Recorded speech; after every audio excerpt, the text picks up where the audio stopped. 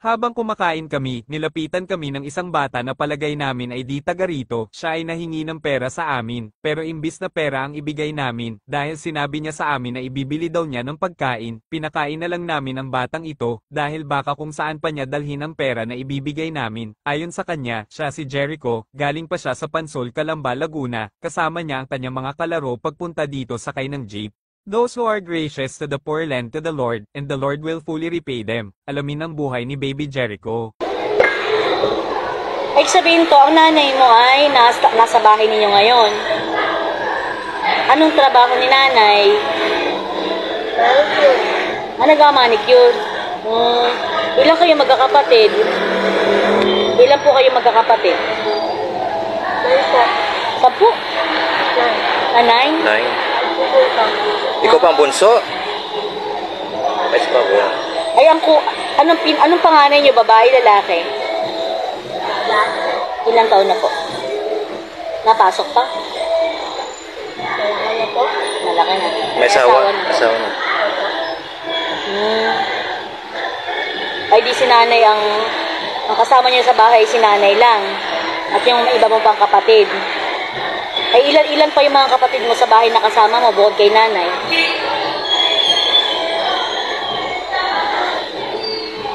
Tatlo. Kasama ka dun sa tatlo? Ay, di 4 po kayo. Tapos, yung iba pong kapatid mo ay wala na po sa bahay kasi may asawa na. Kailan ka huling kumain? Kagabi kumain ka naman kagabi. Saan ka kumain? Sa bahay niyo o dito din? Kami nagbigay din sa iyo. Kami nagbigay din sa iyong pagkain. Ano ulam mo kagabi? Hotdog din uli. Araw-araw ka namamalimos. O ano, ngayon lang. Araw-araw. Eh, ba't ka namamalimos? Moso, ikaw ay tutoy ay kayo umuwi sa inyo at kayo bumalik sa pag-aaral mo ha. Kasi para hindi habang buhay ikaw ay mahirap yung ganyan na kayo lalaki ng palaboy-laboy tapos nangihingi. No? Paano pag walang magbigay, magugutom ka. Ha? Dapat ikaw ay magbalik sa pag-aaral kasi wala namang bayad ng pag-aaral. Kapag nakatapos ka, magkakaroon ka ng trabaho, hindi ka manghihingi, di ba? Di ba? Oh. Tapos, pag may mga bata din ang halimbawa yung kagaya mo na halimbawa may nakita ka, tutulungan mo din, di ba? No. Ikaw naman paglaki mo yung tutulong naman dun sa mga nagugutom, di ba?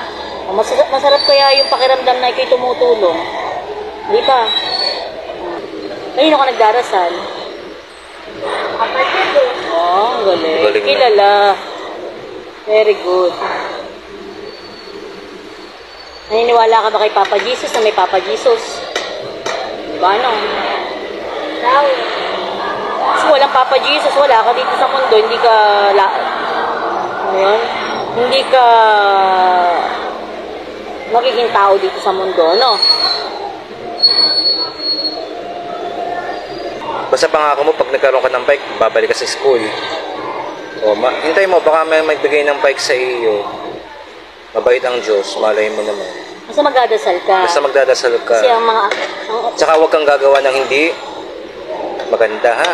Alam mo yun, kung ano ibig sabihin ng mga hindi magandang gawain. O huwag kang magnanakaw, huwag kang mananakit ng kapwa.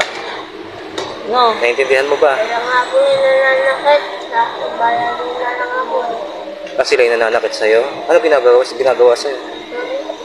Pinapatukan. Sinasunto ka? Pinapatukan? Pinapatukan na nga ako, hindi ko nakakawain. Hindi mo ginagantihan. Siyempre, hindi mo nang gantihan, bahala na si Papa Jesus gumanito. Pagdadasal mo lang. Pagdadasal mo lang sila na sana'y maging mabuti. Lord, kayo na po yung mga kaaway ko. O kayo na po yung bahalang gumanti para sa kanila kasi hindi po ako makakaganti sa kanila dahil masama. No? Ipagpe-pray mo lang sila at si Lord ang bahala sa kanila.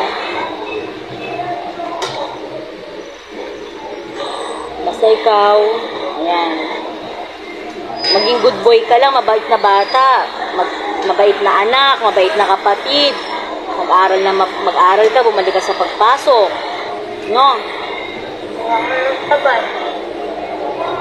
ilan ka Saka ba magaling sa school? Saan subject ka magaling sa Ano school? bang favorite mo na subject?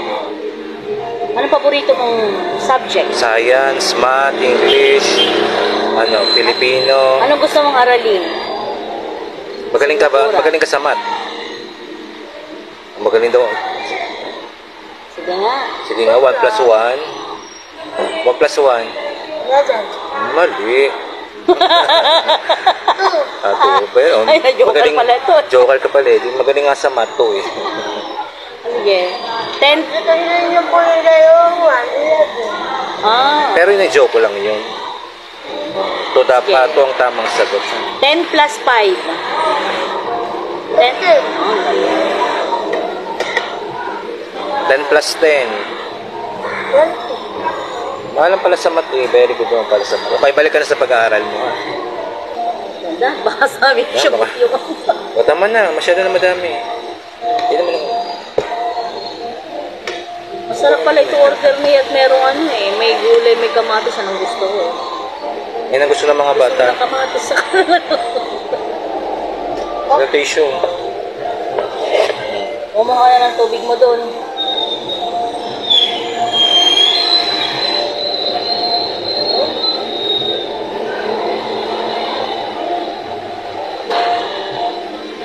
Kaya nakabasa ka na. Halimbawa, pag pinagsama natin yung letter B, tapos A, tapos T, tapos A, anong basa doon? Yan. Ito po, pag pinagsama mo po halimbawa, wala pa yata. B, tapos A. B, A. A. B, B. B, tapos A, tapos T, Bata. oh, ang galing. Nakabasa nga. Tapos ka na kumain? Uwi ka na. Sige.